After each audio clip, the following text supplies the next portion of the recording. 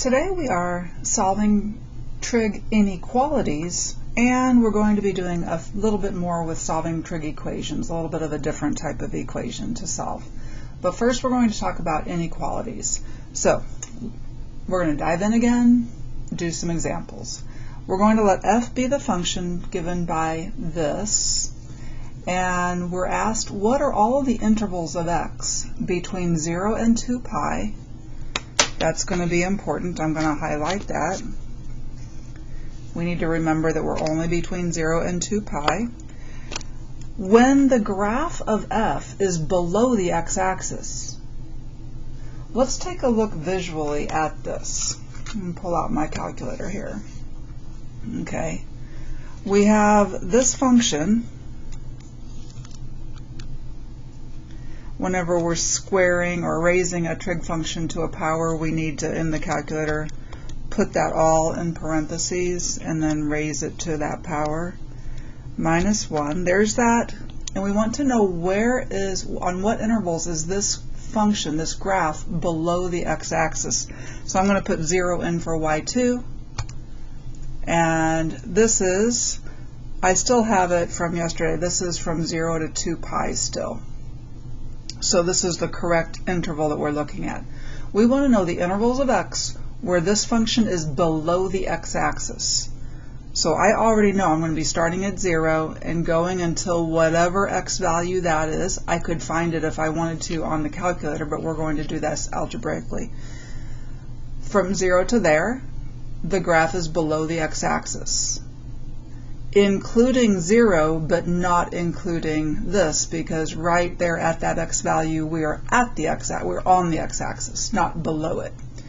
And then we need to go from this x value to this x value, and then we need to go from this x value, whatever it is, to 2 pi. Include 2 pi because right at 2 pi we are below the x-axis. But right at this x value we are not below the x-axis, we are on the x-axis. So visually, we're going to have 3 intervals for our answer. That's what we're doing. When we're solving an inequality, that's what we're doing. So the first thing that we will do is find the zeros, right? Finding these zeros is crucial. There should be 4 of them, right? We should find those 4 zeros. So even though we have an inequality, we are going to find the zeros first each time.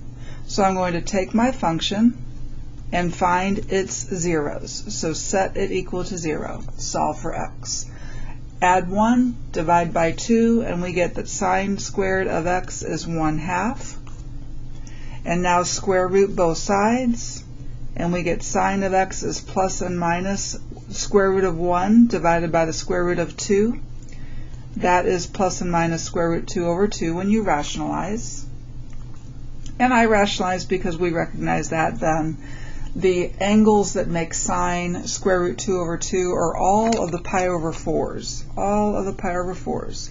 And we are going from 0 to 2 pi, so we're going to get pi over 4, 3 pi over 4, 5 pi over 4, and 7 pi over 4.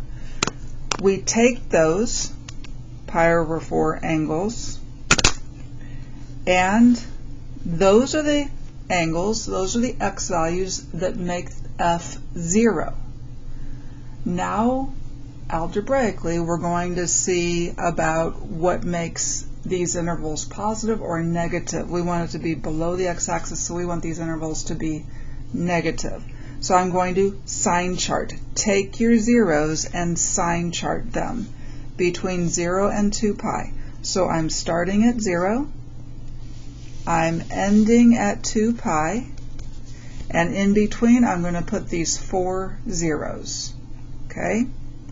So I have pi over 4, 3 pi over 4, 5 pi over 4, and 7 pi over 4. Okay.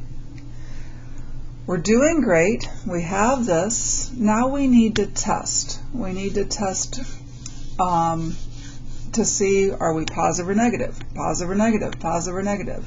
First of all, I know that I'm including my 0 and 2 pi. I know I'm including those. They told me to consider when we're equal to those, so I'm including those. And they did not make my function 0, so I'm including those. However, just below the x-axis, I know I need to exclude each of these zeros. All right, time to test a boundary. Time to test an interval. I'm going to go in and take a value of x that will be easy for me to find the value at. I can think of a couple of different ones. Pi over 6. I like taking sine of pi over 6. We're going to be putting a value in there and seeing, is this positive or negative? We want to know, is this positive or negative? So I could put pi over 6 in. I could put pi over 2 in. That would be another nice one, right? I could put pi in, another nice one. I think I will check pi because sine of pi is 0. So that's going to be a really nice one for me to check. So I'm checking x is equal to pi. And I'm going back into my function. I'm going back into my function. So f of pi is 2 times sine of pi squared minus 1. But sine of pi is 0, and 0 minus 1 is negative 1.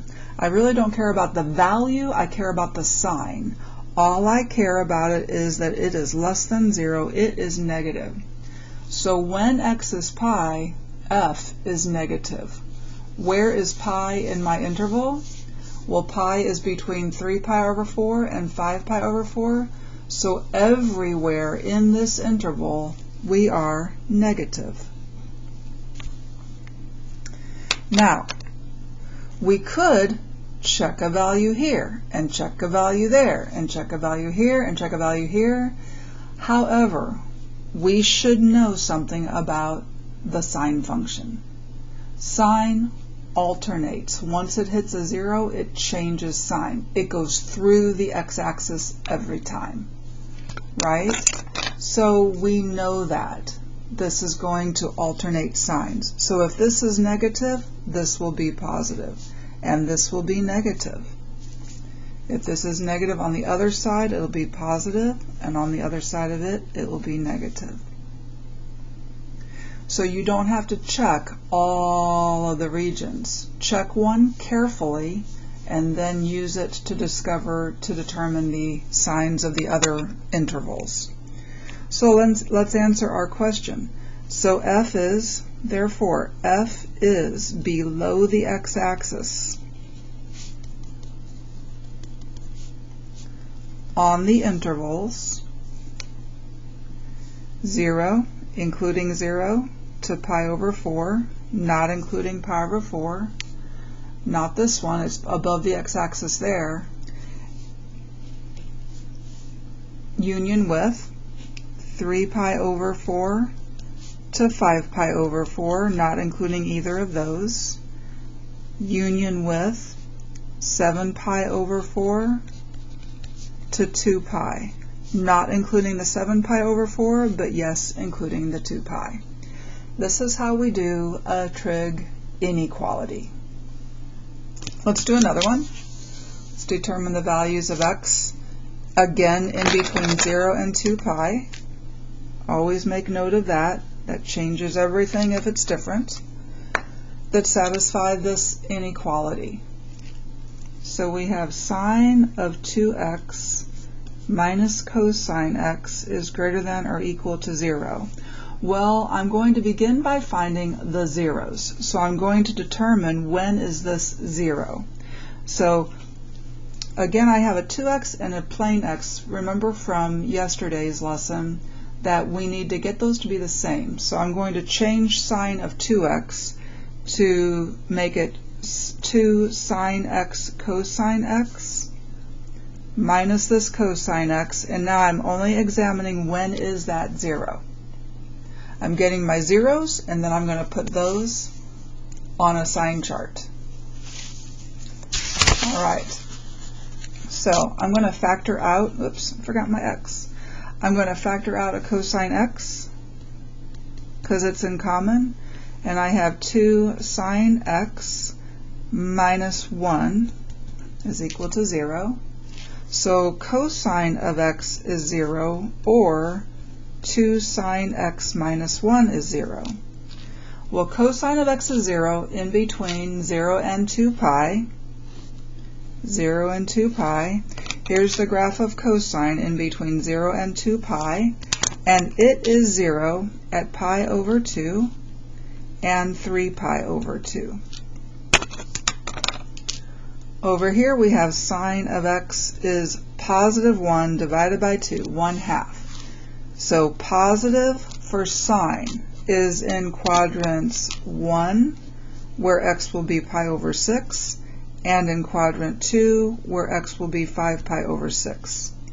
So these are the angles that make this function equal to 0. We're going to sign chart those, starting at 0. Okay, the first angle, the first value before we get to 2 pi, the first value will be pi. We need to make sure we get these in the right order. Which is bigger, pi over 6 or pi over 2? Well, pi over 6 is definitely bigger. Okay, which is bigger, 5 pi over 6 or pi over 2? Pi over 2 is bigger, so that comes next. Then the 5 pi over 6 comes. Then the 3 pi over 2 comes, and then we end with our 2 pi because they told me to end with 2 pi. Okay, they tell me to include 0 and 2 pi, and since those were not zeros, I want to include those always if they tell me to include those, unless they would happen to not make this thing true. So anyway. All right, this time this is equal to 0 also. So this time I'm going to be including each of these as well because they tell me to. All right, now we need to choose a good angle, a good x value to test. And of course a good one is always 0, but that's one of our boundaries, so I'm not going to test that. What about if we test pi though? Because pi is not one of our answers. Pi is right here. Pi is another one that's really nice to test. So I'm going to test pi.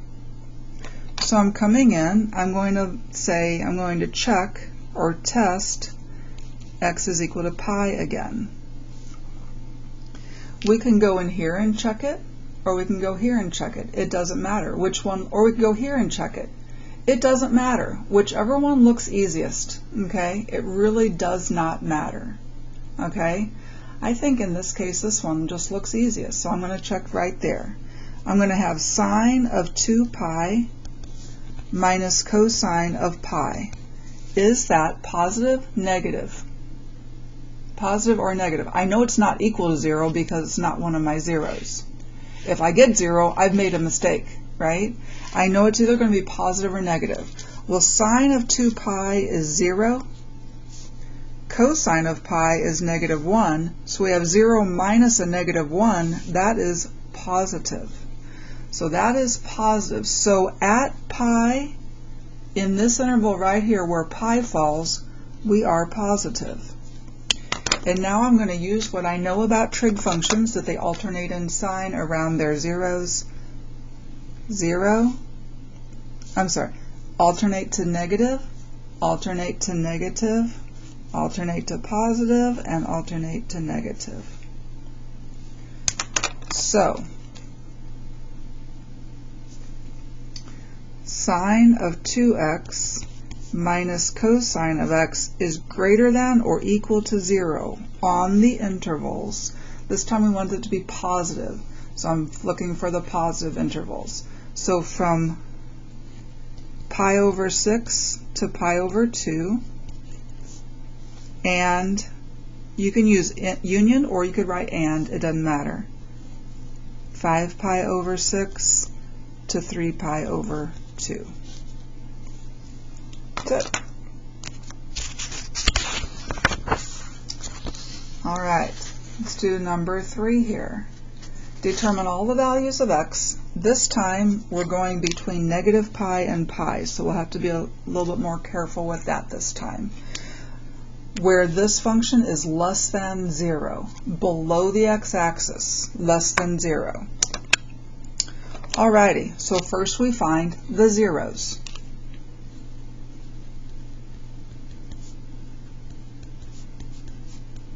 First find the zeros. Okay, this is in a quadratic form, so I'm going to factor it like I factor a quadratic. So 2 cosine x and cosine x multiply to be the 2 cosine squared x, 1 and 1. I'm going to need a minus back here to get, and a positive right here to get the negative 1 and to get the negative cosine x. This piece gives me 2 cosine x plus 1 is 0. This piece gives me cosine x minus 1 is 0. From this I get that cosine x is negative 1/2. From this I get that cosine x is 1. Well, cosine is negative in quadrants 2 and in quadrant 3. 2 and 3. And the reference angle is pi over 3. So this is 2 pi over 3. This is 4 pi over 3. However, 4 pi over 3 is bigger than pi. So I don't want to go past pi. Instead, I want to go in the negative direction to get there. The negative direction, that would be a negative 2 pi over 3. Okay? For this piece, I want for cosine x to be 1 between negative pi and pi. So between negative pi and pi, the graph of cosine, well, there we are from 0 to pi, and here we are from negative pi to pi. Where is it 1? It is 1 right here when x is 0. So we have 3 angles, 3 x values between negative pi and pi. So negative pi, the first one, the closest one to negative pi is this negative 2 pi over 3. Then we're going to hit 0. Then we're going to hit this positive 2 pi over 3. And then we end at pi because they told us to. They told us to include negative pi and pi unless it's one of our zeros, which it is not, so we are going to include it. If we got 0 for one of our answers here, though, we would not include it because they don't want it to equal 0, only less than 0. Okay, let's test a nice number. We're not going to be able to test pi and negative pi this time. So we got to test a different one. So let's test x is equal to, what would be a nice one? I like to check the axes. I really do. They seem to be easy to check. So I think I'm going to come and check pi over 2. I'm going to check pi over 2. I can't check pi or 0, so I'm going to check pi over 2. Again, we can go anywhere in here that we want, okay? Anywhere. We can go here or here. It does not matter. Since we're checking pi over 2, I think I'm just going to do the very first one. So I'm going to check 2 cosine of pi over 2 squared minus cosine of pi over 2 minus 1. We want to know the sign there. We don't care about the number part, we care about the sign. Cosine of pi over 2 is 0. Cosine of pi over 2 is 0. So we have 0 minus 1, that is negative. So in this interval, our function is negative. We alternate signs around because this is a trig function. Okay? And now we have our answers. We want it to be negative. So our function is below the x-axis, negative, from negative pi to negative 2 pi over 3, not including the negative 2 pi over 3, but yes, including the negative pi, and 0 to positive 2 pi over 3 on this interval. So this is how you do trig inequalities. Okay, now let's do some more with equations, but a little bit of a different kind. And you'll see why it makes them different. In number 4 here, we're given a function w that is 2 sine of 2x. We want to determine the values of x in the interval 0 to 2 pi, at which w is equal to 1. At first glance, this looks exactly like what some of the ones we did yesterday, but they are a little bit different. I'm going to take my w function and set it equal to 1 because they told me to. Yesterday when we did these, we would always change sine of 2x to 2 sine x cosine x. And it's not wrong to do that, but it's going to be unhelpful to do that in this case, because there's only one trig function involved here, and it is sine of 2x. That's it. If I divide over this 2 right now, I have sine of 2x is a half. Well, I know something about sine being a half. Sine is 1/2. Sine is 1/2 at pi over 6 and at 5 pi over 6. That's where sine is a half. Sine of whatever angle is in there. Whatever angle is in there makes sine 1/2. If whatever is in there is pi over 6 or 5 pi over 6, right? So yesterday it was always at this point x equals, but this time it's not x equals because that's not an x, it's a 2x. So it's not x equals, it is 2x equals. 2x is equal to pi over 6. 2x is equal to 5 pi over 6. Right? Now, yesterday we stopped at 2 pi. Since they told us to stop at 2 pi, we wouldn't include anything else, because anything else would make these bigger than, if there was just an x here, it would make it bigger than the 2 pi. But this time we have a 2x, but we need to find x. We're not finding the values of 2x, we're finding the values of x. So we need to solve this for x. How do you solve this for x? We divide both sides by 2, which is the same as multiplying both sides by 1/2. Dividing by 2 is the same as multiplying by 1/2. It's going to be easier to multiply by 1/2 because we have fractions over here. So this gives us x is equal to pi over 6 times 1/2, pi over 12. 5 pi over 6 times 1/2, 5 pi over 12. So I know those two are answers. My question is, are those the only answers? Are those the only x values between 0 and 2 pi that make this thing true? And the answer is no, because pi over 6 is an answer, which means if I go all the way around, if I add 2 pi, if I add 2 pi to pi over 6, I get 13 pi over 6. Oops. Got ahead of myself. If I multiply that by 1/2, I'm going to get 13 pi over 12, which is still less than 2 pi, right? What about another one? What if we add 2 pi to this one? If we add 2 pi to this one, I'm adding 12 pi over 6. If I add 2 pi to that one, I would get 17 pi over 6. If I take half of that, when I'm solving for x, if I take half of that, I would get 17 pi over 12. Is that less than 2 pi? It sure is. Yes, it is.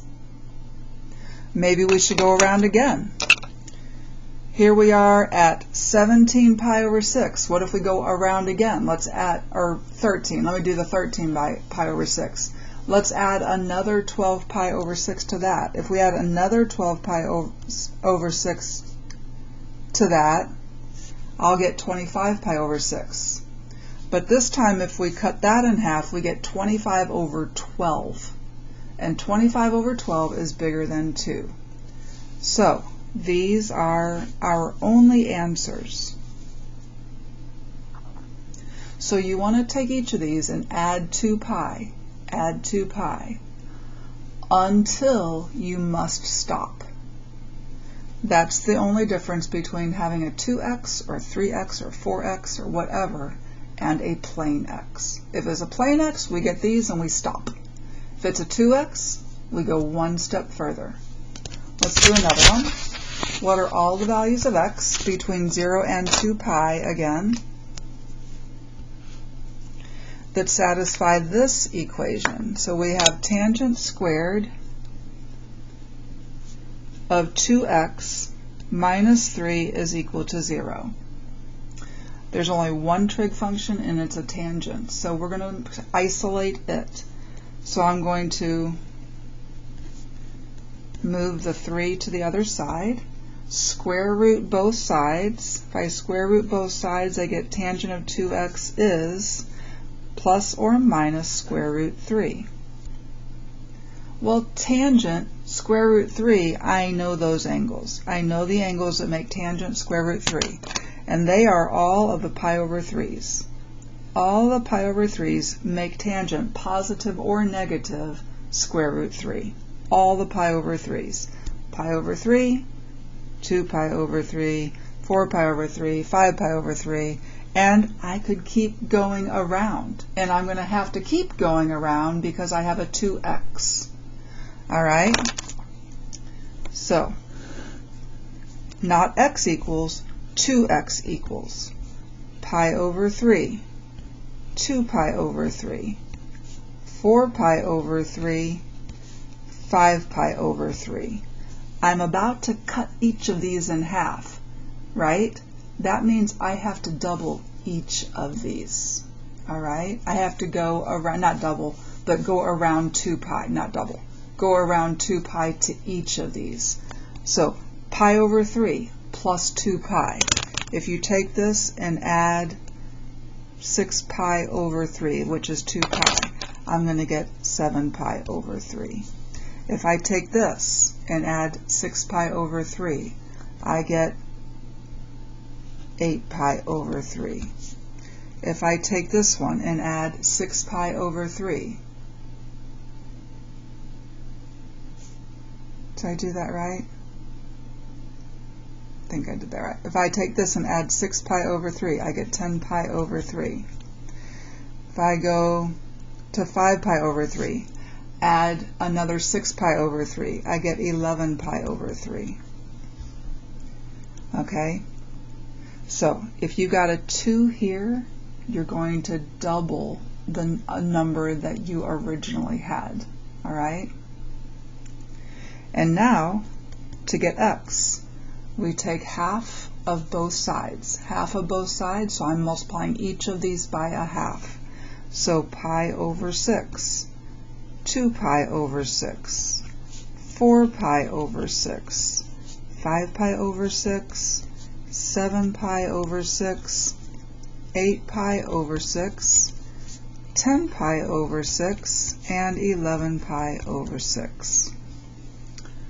Those are our answers. One more thing we must do, and that's because some of these values can be reduced. We need to reduce these. For AP, you need to reduce these. So 2 pi over 6 is pi over 3. 4 pi over 6 is 2 pi over 3. 5 pi over 6 stays, 7 pi over 6 stays. 8 pi over 6 is 4 pi over 3.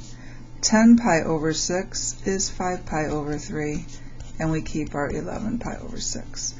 These are our answers that are all of the x values between 0 and 2 pi that satisfy that equation. Alrighty, I need to plug in. I'm about to lose charge. There we go. Okie doke. Number 6, one last one here.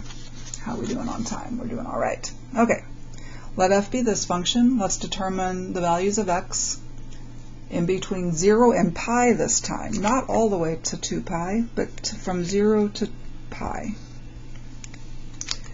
At which f of x is 3. F of x is 3. Okay, so I take my f of x, and we're setting it equal to 3. Very good. I'm going to divide both sides by 4. Square root both sides. Square root of 3 over the square root of 4. I have square root of 3 over 2.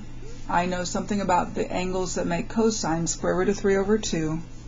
Those are all of the pi over 6's. So positive or negative. So I'm going to include the positive quadrants for cosine and the negative quadrants for cosine. Okay. 3x is equal to pi over 6, 5 pi over 6. Okay.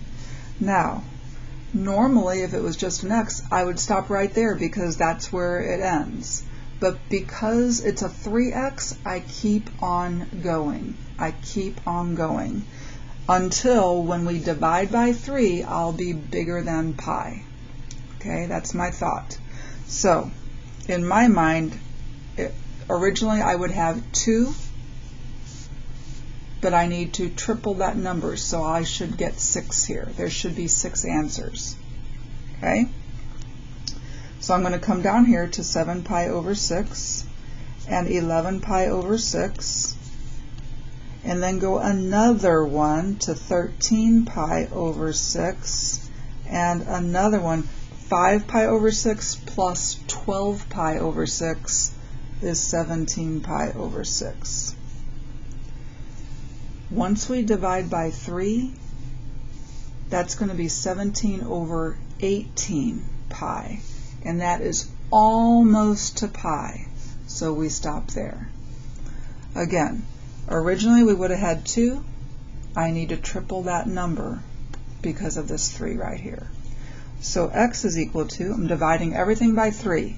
So pi over 18, 5 pi over 18, 7 pi over 18, 11 pi over 18, 13 pi over 18, and 17 pi over 18. And that's how you handle trig equations where it's not a plain x as your argument.